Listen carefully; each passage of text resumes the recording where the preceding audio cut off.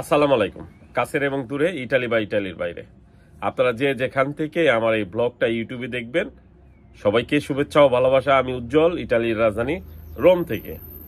আজকের ব্লগে কিছু চরম সত্য কথা থাকবে, যেগুলা এখন ঘটতেছে বিএফএস গ্লোবাল এবং ইটালিতে ওঠা নুলস্তা নিয়ে। অনেকে হয়তো বা আপনাদের বলবে না, অনেকে বলতে পারে, আমি জানি না। তবে আমি চেষ্টা করব আপনাদের সেইটাই জানানোর, যেটা এই মুহূর্তে ঘটনা ঘটতেছে।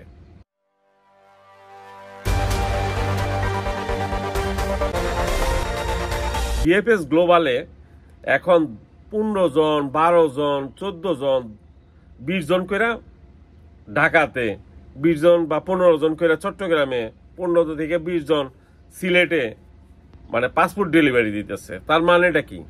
এর ভিতরে 7 জন ফ্যামিলি, একজন স্পন্সর, একজন এইভাবে দিতেছে। কারণ বাংলাদেশি অরিজিনাল নুলস্তা যারা নিয়ে জমা দিতেছে, তাদের ম্যাক্সিমামই বিভিন্ন কজ দেখাইয়া আটকাই দিবে।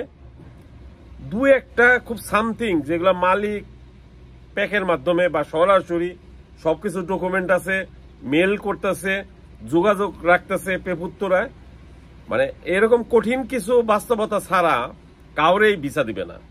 এবং এই কাজটা করতেছে, তার কারণ হলো বিএফএস গ্লোবালে এখন পুরোটাই একটা সেটিং এর ভিতরে আছে, যে সেটিংতে আমাদের বাংলাদেশের বাইরের আর একটা দেশ, পাশের দেশ, সেখান থেকে পুরোটা করা হইতেছে। কারণ হলো বাংলাদেশের মানুষ যেন ভিসা না পায়। এই মুহূর্তে বা এই যে 2-3 মাস বা 6 মাস ধরে যারা জমা দিচ্ছেন, ম্যাক্সিমাম মানুষ কেন ভুক্তভোগী?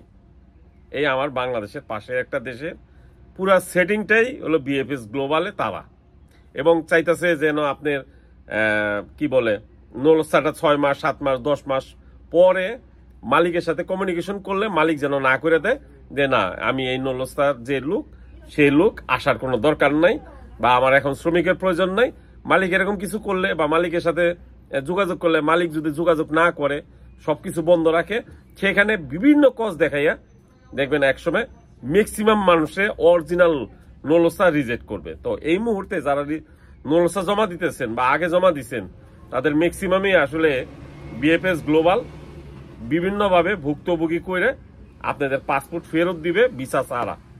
এই ঘটনাগুলাই ঘটবে এবং ঘটতেছে।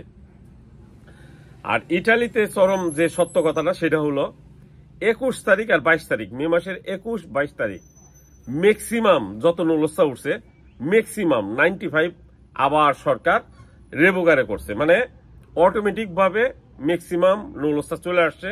সেগুলা এই যে গতকাল দেখলাম, আমার খুব প্রিয় একজন মানুষ, তার সাথে কথা বললাম, তার 40টা নুলস্তার 40টাই রেভোকারে করছে।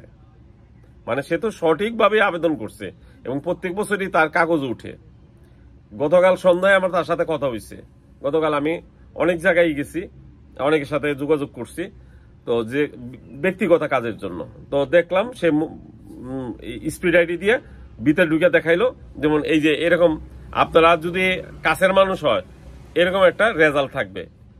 যাদের 7 দিন পরে স্টেপ মাইসি লেখা থাকবে, তাদেরটা হলো অরিজিনাল। আর তাছাড়া ম্যাক্সিমাম মানুষদের রেভোকারে করা হয়েছে নুলস্তা।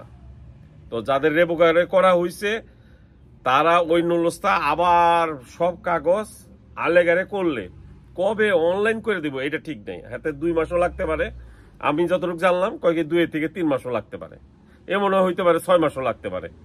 মানে এইটার পিছনে অনেক ভুক্তভোগী হইতে হবে। তবে এই মুহূর্তে যত নুলস্তা আছে 21 তারিখ আর 22 তারিখ উঠছে ইটালিতে 2024 সালে, ম্যাক্সিমামে নোটিফিকেশন আসছে, কমিউনিকেশন আসছে, এবং ম্যাক্সিমাম নুলস্তারে রেভোকারে করে, মানে অনলাইন থেকে অফলাইন করে রাখছে, মানে অনলাইন রাখে নাই। মানে এইগুলা আবার তুলে নিয়ে গেছে। তো এটা আপনারা চেষ্টা করবেন জানার, যারা 21 তারিখ এবং 22 তারিখ নুলস্তা পাইছেন। ভালো থাকবেন সবাই, দোয়া করবেন। আসসালামু আলাইকুম।